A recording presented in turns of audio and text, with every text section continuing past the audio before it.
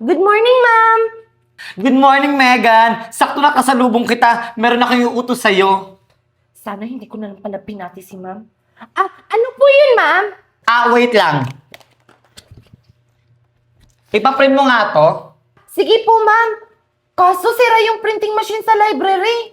Ganun ba? O sige, ipaprint mo na lang yan sa labas. Bibigyan kita ng authorization para sa guard para makalabas ka. O sige po, ma'am. Ano pa yan? Utusan pa. Bilisan mo ha!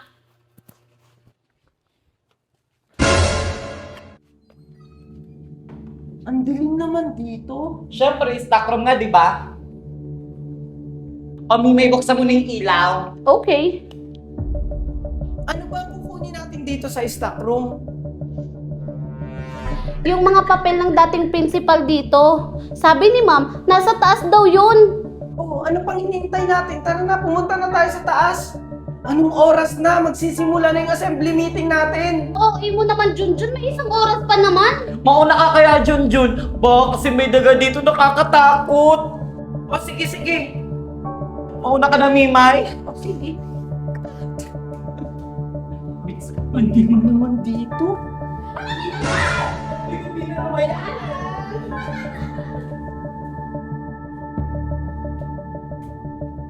Ayan, perfect. Andito na tayo. Wala pang ilaw dito. Ang dilim-dilim eh. Ayan, Mima, yun nasa likod mo. Oo nga, no? Hala, nakalak yung pinto. Ano? Wala pa binigay si Ma'am na susi sa inyo? Gagawin natin. Kaya mo naman siguro ito buksan, Junjun. O sige na nga, susubukan ko.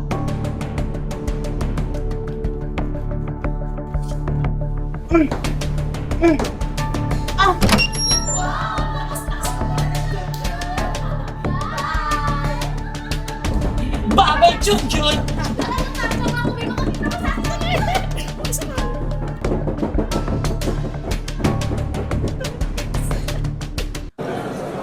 Class, bilisan nyo na dyan. Malapit na assembly meeting natin. Oh, Marco, good luck pala mamaya. Ready na ba yung speech mo? Oo naman po, Ma'am. Ready na yung speech ko para mamaya. Teka, asan na nga ba si Junjun? Hindi ko din po alam, Ma'am. Kanina ko pa siya hindi nakikita. Ganun ba? Baka nagsasaulo para sa speech niya mamaya. O class, tapos na ba dyan? Asa na kaya yung dalawa? Nagawa na kaya nila yung plano? Marco! Oh, nagawa niyo ba yung pinapagawa ko sa inyo? Siyempre naman! Kami Kami pa! Good afternoon, everyone! Ready na ba kayo pakinggan ang plataforma ng mga tatakbong presidente ng school natin?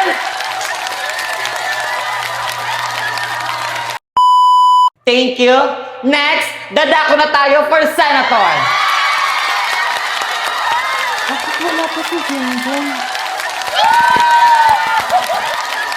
Thank you.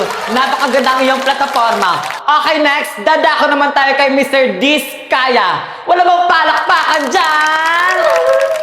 Teka, parang may mali. Kasama nila si Junjun kanina. Bakit hanggang ngayon wala pa si Junjun? Magsisimula na yung speech nila. Ano na kayo nangyayari ngayon kay Junjun? Kawawa naman. Hindi to pwede. Kailangan kong hanapin si Junjun. Malapit na yung speech niya. Pinahag manalo. Okay, everyone. Ito na ang pinakaantay nyo. Handa na ba? Ang set na lahat. Huwag na ganun pa. Junjun! Junjun! Junjun! Junjun! Junjun! Junjun! Junjun! Junjun! Junjun! Junjun! Junjun! Okay ka lang ba, Junjun? Anong nangyari sa'yo? Ba't ka nandito? Walang iya talaga yan si Tasha at si Mimay. Sila yung dahilan kung bakit andito ako. Kinulong nila ako dito. Tama nga yung kutob ko. Inutusan ako ni Ma'am kanina na magpa-print. Tapos nakita ko kayo ni Mimay at Tasha pumasok dito sa stockroom. Oo, Megan. Sigurado ako, plinano to ni Marco para hindi ako maka-attend sa speech. Mga walang hiya talaga sila. Junjun, tara bilisan mo! Makakaabot ka pa sa speech mo! O sige, sige. Gulatin natin sila. Tara, tara! Thank you, Marco, sa napakaganda mong speech. Pwede ka nang upo. Ano yun, guys? Ayun, nakinggan niyo ba yung napakagandang plataforma ni Marco? Kawawa naman, di siya makakapag-speech. Walang iba kundi si... For sure ako, umiiyak ngayon si Junan sa stock room. Si Junjun!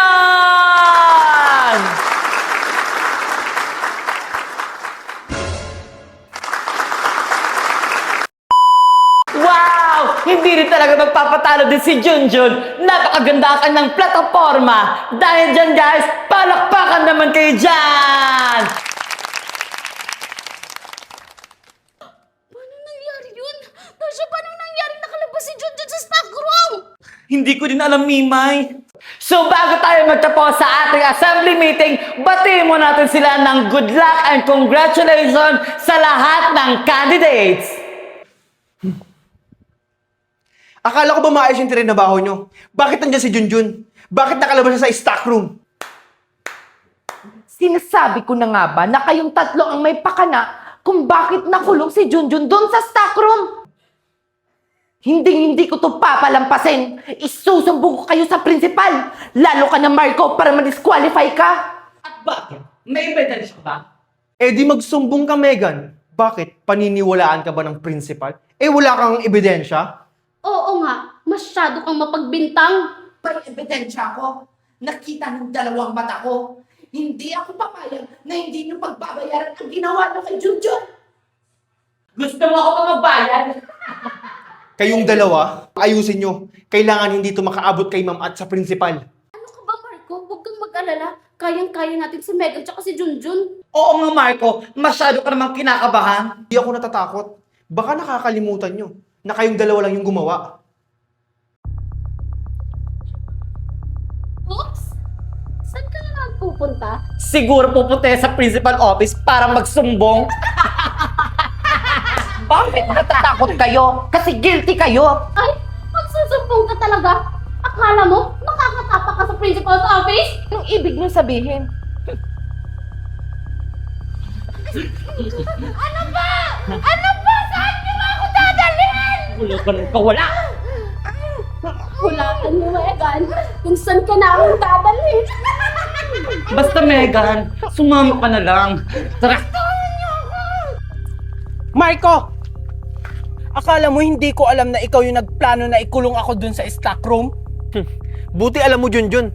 Pasalamat ka nga nakalabas ka pa sa stock room. Napakawalang hiya mo talaga! Sige, tuloy mo! Para makita ng lahat ng tunay mong ugali. Tatakbo ka pa namang presidente dito sa ating paaralan. Akala mo makakaligtas ka? Sisiguraduhin ko, Marco, makakarating ito sa principal's office! Subukan mo magsumbong, Junjun. Hindi lang ganyan ang aabutin mo. Kaya kung ako sa'yo, Junjun, mag-isip-isip ka na. Hoy, Marco! Sumama ka sa amin, Marco. May ipapakita kami sa'yo. Di ba, Mimay? Oo, Marco. Ano na naman yung ipapakita nyo? Siguraduhin nyo magugustuhan ko yan, ha? Surprise nga, di ba? Oo naman, Marco. Sigurado ako. Matutuwa ka. Mukhang interesting yan, ha?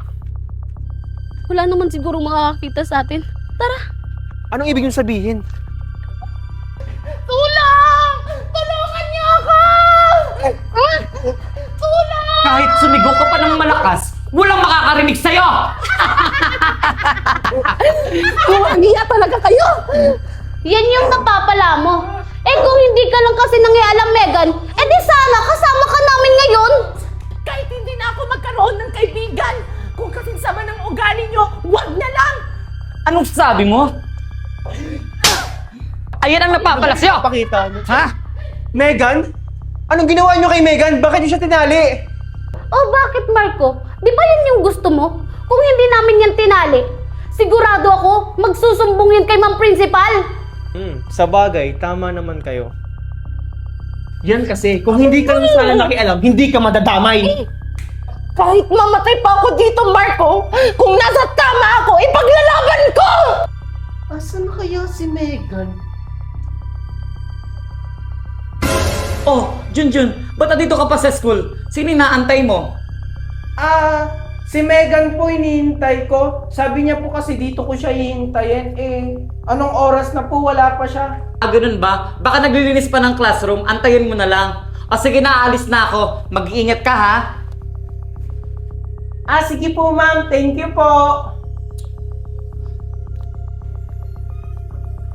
Junjun, nandiyan ka na pala. Kasabay mo ba si Megan sa pag-uwi? Kanina pa kasi siya hinahanap ng mama niya. Hindi ko po kasabay si Megan, mami. Kanina ko pa rin po siya hinihintay sa school. Akala ko po kasi nakauwi na siya. Ganun ba? Sige na, chat ko na lang yung si Mare. Baka may ginagawa lang school project.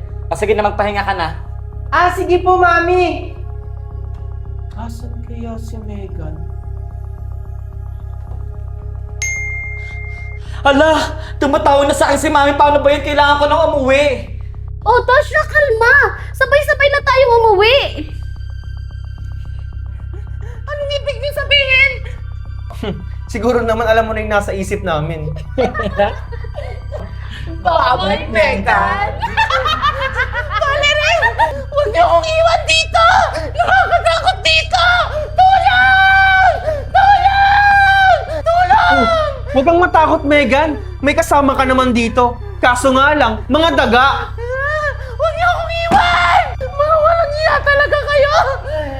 Junjun! Tulong! Junjun! Tulungan mo ako! Megan? Megan, nasan ka, Megan? Megan! Feeling ko nasa masamang kalagayan si Megan.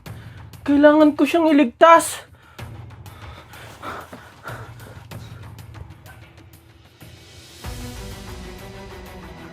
Megan! Megan! Tulong! Tulong! Parang si Megan yun ah. Sinasabi ko na nga ba. Totoo yun nasa panaginip ko. Megan! Megan? Tulong! Megan? Junjun! Ikaw ba yan, Junjun? Tulungan mo ako! Junjun! Oo, ako ito, Megan!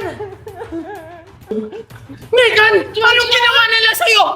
Tinalo ako ni Natasha, Mimay at Marco dito! Sinasabi ko na nga ba totoo yun nasa panaginip ko? Huwag kang mag-alala, Megan. Tutulungan kita.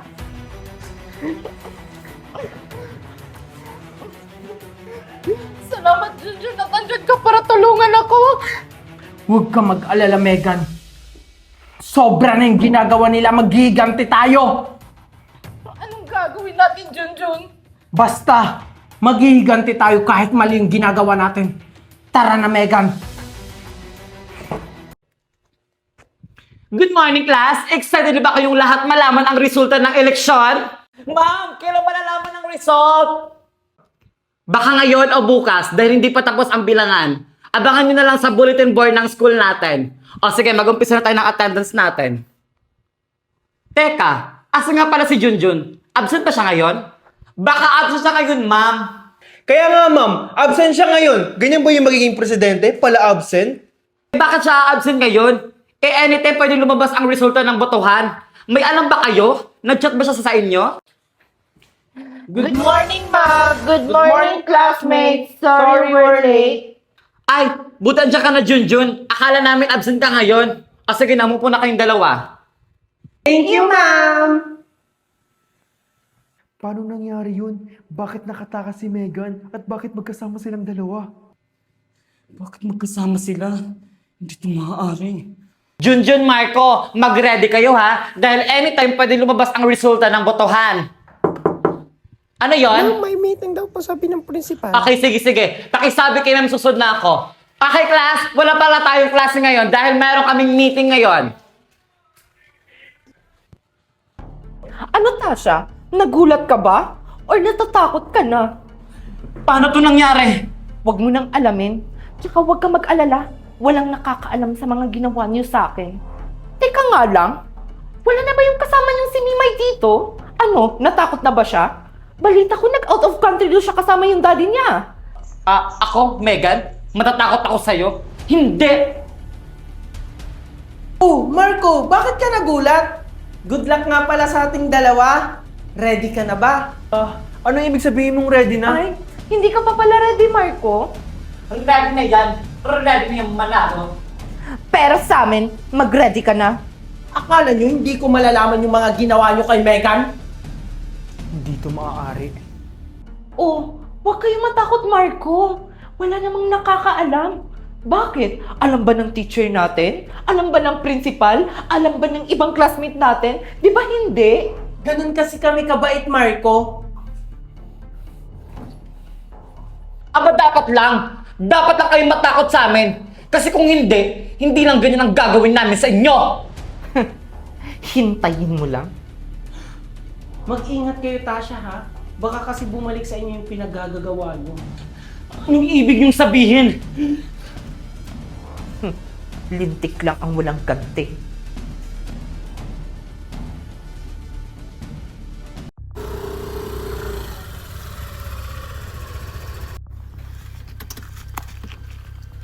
Thank you po, kuya. Teka, school namin to ah. Kuya, sure ka ba na dito yung address na binigay ko sa'yo? Oo kuya, ito yung nakapin no? Ah, ganun ba kuya? Sige sir, alis na po ako.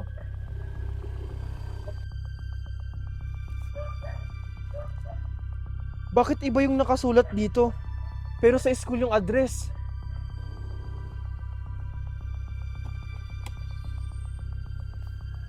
Boss, nahatid ko na siya.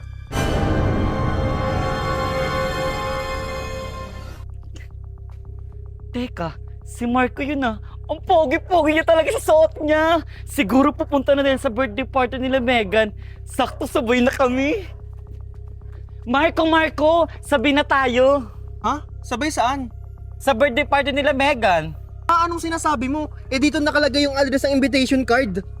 Ha, ano? Eh bakit iba yung nakasulat sa invitation card? Ang weird nga eh. Excuse me po, pwede na po kayong pumasok, magsisimula na yung birthday party. O ayun na pala Marco, magsisimula na ang birthday party. Tara na! Teka lang, Valerie. Bakit ang tahimik? Bakit walang katao-tao?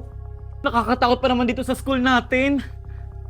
Uy, Marco, Tasha, andyan na pala kayo. Tara, doon tayo sa taas. Andun na sila Junjun at mga classmate natin. Talaga ba, Megan? I'm so excited na talaga! Teka lang, Megan. Bakit dito nyo ginanap yung birthday party ng kapatid mo sa school natin? Huwag ka nang maraming tanong, Marco. Tara na, pumasok na kayo. Kayo na lang iniintay para mag-start yung party. Oo nga, Marco. Tara na! Oh, Marco, Tasha, bilisan nyo. Umakyat na kayo.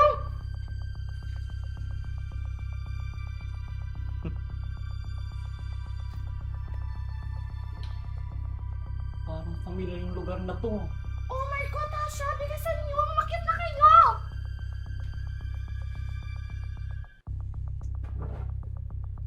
Oh, Megan. Dito ba? Oo, Marco. Bilisan nyo. Pumasok na kayo.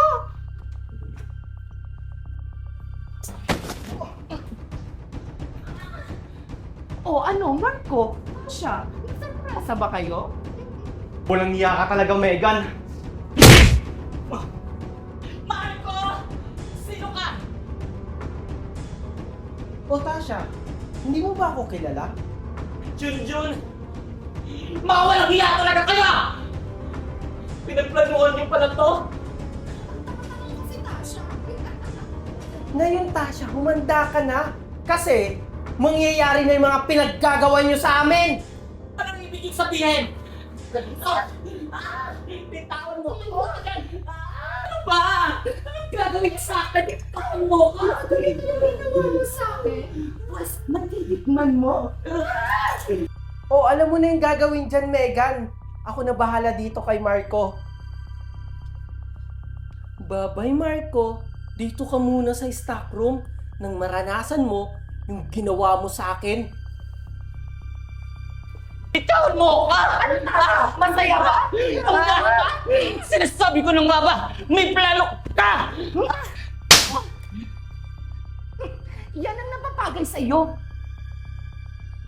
Oh, Megan! Parang kinakawawa mo naman si Tasha. Lumalaban eh. Gusto ko sa'yo, Megan. Huwag mo pang hinihintay mo, itali mo na yan. Kawawa ka naman, Tasha. Ngayon, ipaparanas ko sa'yo ang mga pinaggagawa mo dati sa akin. Ang sakit ng ulo ko. Teka, Nasaan ako? Tasha! Tasha! Tasha! Tulong! Buksan niyo to! Tulong! Tasha! Tulong! Kawawa ka naman dyan, Marco. Walang hihingi ng tulong sa'yo dyan. Ganyan na ganyan yung ginawa niyo sa akin. Pakukulin niyo ako! Tulong! Pakukulin niyo ako! Walang iya kayo dyan yung Megan! Oh, gising ka na pala, Tasha! Walang iya kayo dyan! Pakawalan ako dito! Ano ako, tanga para pakawalan kita? Pitasha, nung tinali mo ko, naawa ka ba sa akin? Di ba hindi? Pues ngayon, ikaw naman yung magmamakaawa sa akin. Hindi pa tayo tapos, Megan! Pagbabayaran mo to! Ah, talaga ba? Ano manhinig? Anong babitaan mo? Di ba? Ganitong yung ginawa mo sa akin. Kaya pa ba? Gan, kulang pa yan. Dapat ganito, oh. Walang iya talaga kayo! Pagbabayaran mo itong dalawa! Anong kabayaran pinagsasabi mo? Tandaan mo, ito yung kabayaran sa mga ginawa niyo sa amin. Oops! Nag-uumpisa pa lang kami. Di ba, Junjun? Unang kabahan, Tasha. Tulong! Anong gagawin ko? Gutom na ako.